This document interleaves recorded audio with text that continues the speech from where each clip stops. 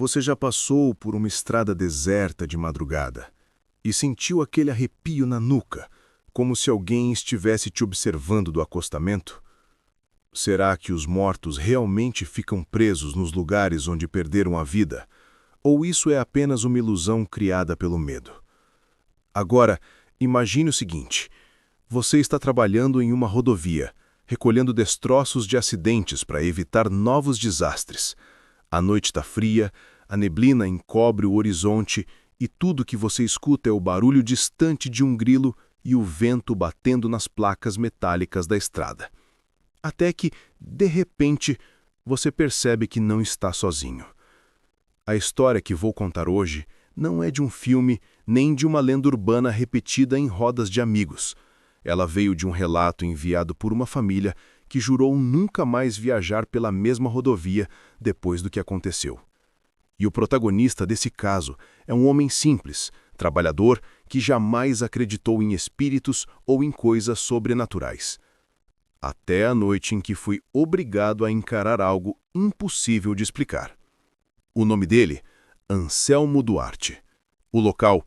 Uma curva perigosa na Serra do Cipó, em Minas Gerais, conhecida por registrar dezenas de acidentes fatais ao longo das décadas. Mas será que o que ele viu naquela madrugada era fruto do cansaço ou uma aparição que insiste em se mostrar para quem ousa cruzar aquele trecho? Fique até o fim deste vídeo, porque você vai descobrir por que Anselmo nunca mais conseguiu dirigir em paz. Anselmo Duarte nunca foi um homem de acreditar em histórias de assombração. Nascido no interior de Minas, cresceu trabalhando desde cedo na roça, ajudando o pai a cuidar da pequena plantação de milho. Era desses homens calados que preferiam ouvir do que falar, e que acreditavam que tudo na vida se explicava com lógica. Aos 23 anos, casou-se com Helena, sua primeira e única namorada, e pouco tempo depois conseguiu emprego como motorista de um caminhão da manutenção rodoviária. Para ele era apenas uma forma de sustentar a família e garantir que nada faltasse em casa. O serviço, no entanto, não era nada comum. À noite, Anselmo precisava conduzir equipes de trabalhadores pelas rodovias da região, recolhendo pedaços de ferro, vidro e destroços de acidentes que ficavam espalhados pelo asfalto. O objetivo era simples: limpar antes que outros motoristas acabassem se envolvendo em tragédias ainda maiores. Para muitos, poderia ser apenas um trabalho pesado, mas para Anselmo, desde o começo, havia algo estranho naquele serviço noturno. Enquanto estacionava o caminhão, colocava os cones de sinalização e esperava a equipe fazer a coleta, ele se pegava observando a estrada escura, silenciosa, como se a qualquer momento algo fosse surgir de dentro da neblina. Não eram raras as vezes em que o vento parecia sussurrar, trazendo um frio que não vinha apenas do clima serrano. E aqui fica a primeira pergunta para você. Se tivesse que trabalhar todas as madrugadas em lugares onde, horas antes, pessoas perderam a vida, você encararia como rotina ou passaria a acreditar que há algo além do que os olhos podem ver? As noites de serviço começavam sempre do mesmo jeito. O relógio marcava 11h30 quando Anselmo saía de casa, já com a marmita fria que Helena preparava. Ao chegar no posto de manutenção, encontrava a equipe, homens acostumados com o peso do trabalho e com a rotina de limpar o rastro de acidentes, que muitas vezes ainda cheiravam uma tragédia. O procedimento era repetitivo: estacionar o caminhão, posicionar os cones e iluminar o trecho com lanternas e faróis. Enquanto os outros recolhiam pedaços de pneus estourados, chapas retorcidas e até restos de para-choques, Anselmo ficava de vigia. Sua função era observar a estrada, pronto para sinalizar caso algum carro se aproximasse rápido demais. O problema é que em muitas dessas madrugadas não era o perigo humano que o fazia arrepiar, mas sim o silêncio da escuridão. Quem já viajou por rodovias no interior de Minas sabe como é. A neblina baixa cobrindo o asfalto como um manto branco, o som distante de animais noturnos e, vez ou outra, uma cruz de madeira, iluminada apenas pelos faróis, lembrando que alguém partiu ali. Era nesse cenário que Anselmo passava noites inteiras, sentindo que a estrada tinha uma presença própria, como se respirasse. E aí eu te pergunto, se você estivesse parado em uma rodovia deserta, cercado por sinais de morte e lembranças de vidas interrompidas, conseguiria manter a calma? Ou começaria a se perguntar se esses lugares guardam mais do que apenas memórias? Era início de inverno quando chamaram a equipe para atender um trecho conhecido por todos: a curva da Serra do Cipó. Quem passava por lá dizia que a estrada parecia ter vontade própria. Atraía acidentes como se fosse um ímã de tragédias. Caminhões tombavam, carros perdiam o controle, motociclistas simplesmente desapareciam na neblina. Cada trabalhador da manutenção tinha sua história para contar sobre aquela curva, mas ninguém falava alto. Era como se apenas mencionar em voz alta fosse uma forma de chamar o azar. Naquela madrugada, o chamado era urgente. Um caminhão havia derrapado e se partido ao meio, espalhando madeira por toda a pista.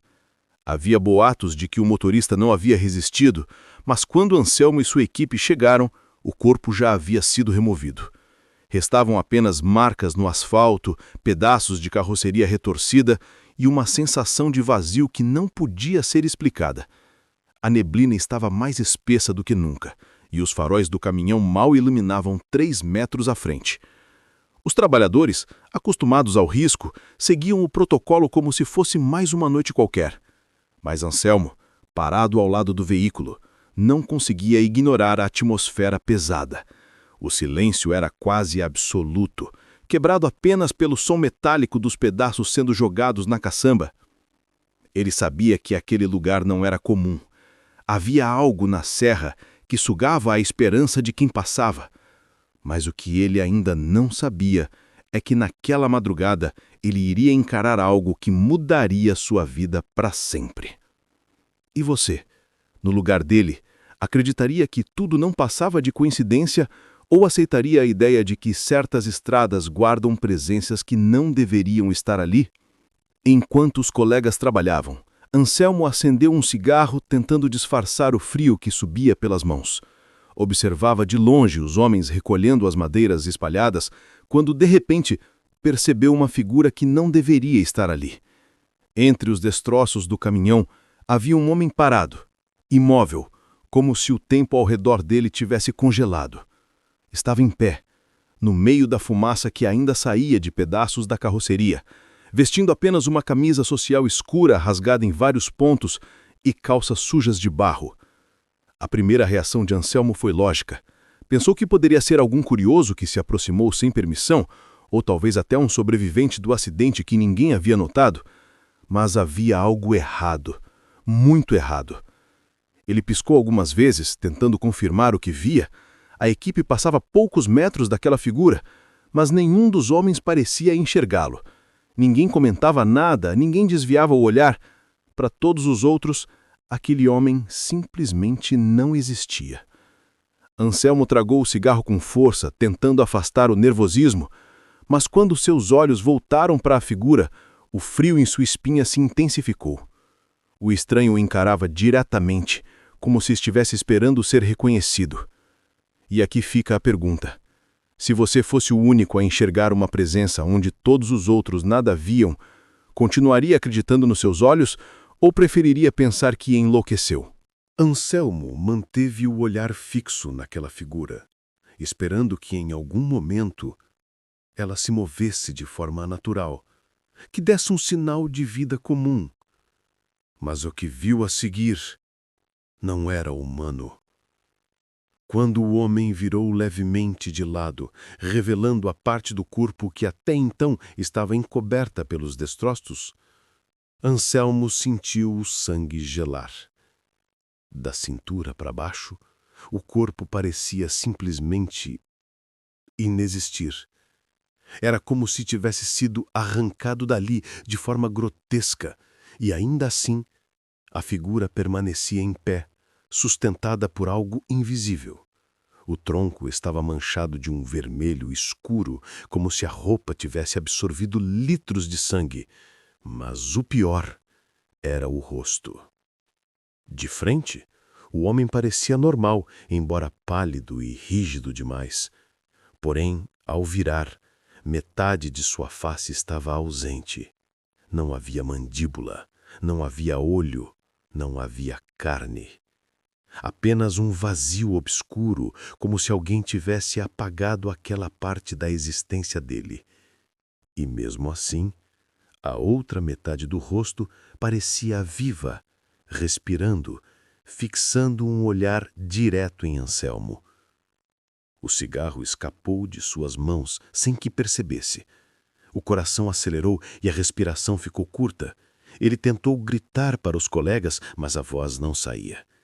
Seus pés estavam colados ao chão, como se o medo tivesse transformado seu corpo em pedra. Naquele instante, Anselmo compreendeu. Não estava diante de um homem. Estava diante de algo que não deveria existir.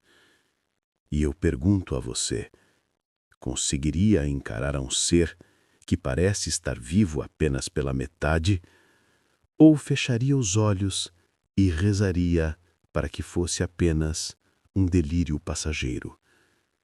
Por alguns segundos que pareceram eternos, Anselmo e a figura permaneceram em um silêncio absoluto, como dois mundos diferentes que se encaram pela primeira vez. Mas, de repente, algo mudou.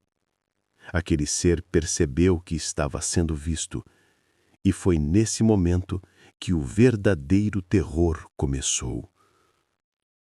Com um movimento brusco, o homem ou aquilo que restava dele inclinou o corpo para frente e começou a andar em direção a Anselmo. Não era um andar normal. Cada passo parecia descompassado, como se os ossos não obedecessem mais às regras da gravidade. O som que acompanhava sua movimentação lembrava o arrastar de metal sobre pedra, ecoando no silêncio da noite. Anselmo tentou recuar, mas suas pernas não respondiam. Ele queria correr, mas o corpo não obedecia. Era como se estivesse preso em um pesadelo do qual não conseguia acordar. O único movimento possível era o do coração, que batia tão forte que ele jurava poder ser ouvido à distância. Quando a figura chegou a poucos metros, levantou lentamente a cabeça, revelando de vez o vazio na metade do rosto. Anselmo sentiu a mente se apagar naquele instante. A visão escureceu, os ouvidos zuniram e ele caiu de costas no asfalto, inconsciente. A equipe correu para ajudá-lo, acreditando que ele tivesse desmaiado de exaustão. Jogaram água no seu rosto, chamaram seu nome repetidas vezes, mas Anselmo demorou a recobrar a consciência e, quando finalmente abriu os olhos, não conseguiu explicar o que havia visto. E agora eu pergunto a você: teria coragem de permanecer naquele lugar, sabendo que algo ali estava ciente da sua presença? Ou pediria para ir embora sem olhar para trás? Ainda atordoado, Anselmo foi ajudado a se levantar. As mãos tremiam, o corpo estava frio como pedra. Um dos colegas assumiu o volante, já que ele não tinha condições de dirigir. A equipe terminou o trabalho em silêncio, sem suspeitar do que realmente havia acontecido. Para eles, Anselmo apenas tinha passado mal. Talvez cansaço, talvez pressão baixa. Mas dentro dele, a certeza era outra. Aquele homem não era deste mundo. Quando o serviço terminou, todos voltaram para o caminhão. Anselmo, ainda abalado, foi colocado no banco do passageiro. Tentava controlar a respiração, olhar para frente e não pensar no que havia visto. Mas algo dentro dele dizia que a noite não havia terminado. E estava certo. Ao virar o rosto para a direita, seus olhos se fixaram no banco ao lado. Ali, sentado como se fosse parte da equipe, estava o mesmo ser que minutos antes o havia encarado na estrada. O tronco incompleto, a metade do rosto apagada, e agora, um detalhe novo. A boca aberta em um sorriso distorcido, como se zombasse de sua tentativa de escapar. Anselmo soltou um grito que fez os colegas travarem o freio. Abriu a porta e saltou do caminhão em movimento, correndo desesperado para dentro da mata fechada. Galhos o arranhavam, pedras cortavam seus pés, mas nada importava. Ele só queria se afastar daquela presença. E eu pergunto a você, se estivesse no lugar dele, escolheria ficar no caminhão ao lado daquilo ou se jogaria na escuridão da floresta, sem saber o que poderia encontrar? Quando finalmente conseguiram alcançá-lo no meio da mata, Anselmo estava em estado de choque. Seus olhos estavam arregalados, a respiração ofegante e ele não conseguia articular uma única palavra. Os colegas, nervosos, arrastaram-no de volta para o caminhão, insistindo que ele precisava descansar. Muitos riam, acusando-o de estar bêbado ou de ter alucinações por causa do frio e do sono. Mas Anselmo sabia. O que vira era real. De volta à base, horas depois, tomou coragem para contar o que havia acontecido. Relatou o homem incompleto, o olhar fixo, a aparição no banco do passageiro. Esperava ser desacreditado, e foi em parte. Mas, para sua surpresa, o encarregado da equipe não demonstrou espanto. Apenas cruzou os braços e disse com naturalidade: "Isso acontece." Anselmo não acreditou no tom casual. Então o encarregado contou. Anos antes, havia visto um ciclista atropelado que voltou ao local do acidente, caminhando ao lado da equipe de limpeza, como se ainda estivesse vivo. Outros colegas também tinham suas próprias histórias. Vultos atravessando a pista, vozes chamando pelo nome, passos sem origem.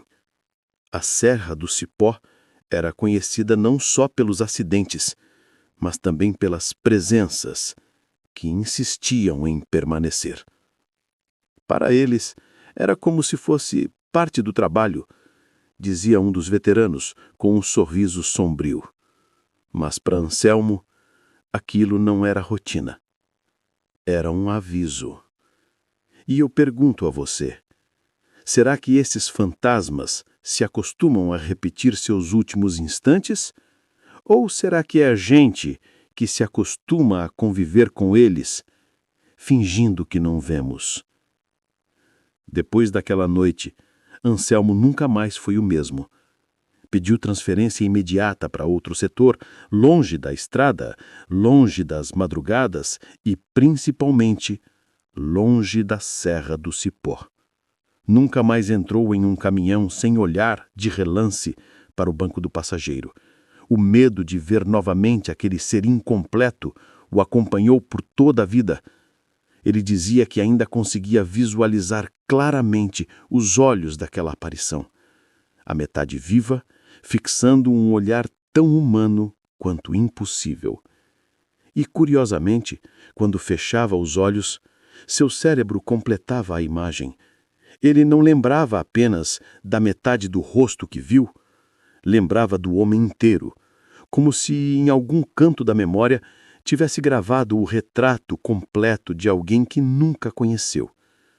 Para os colegas, tudo não passou de uma experiência comum naquela estrada.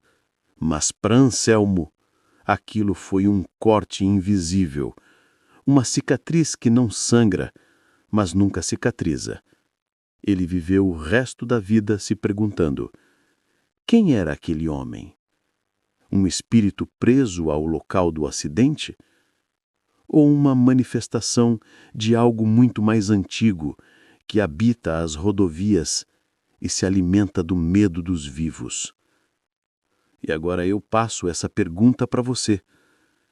Você acredita que acidentes abrem portais para presenças que não conseguem ir embora? Ou que a estrada guarda consigo não só as marcas no asfalto, mas também as almas que nela se perderam? Deixe sua opinião nos comentários. Quem sabe, a próxima história pode ser a sua.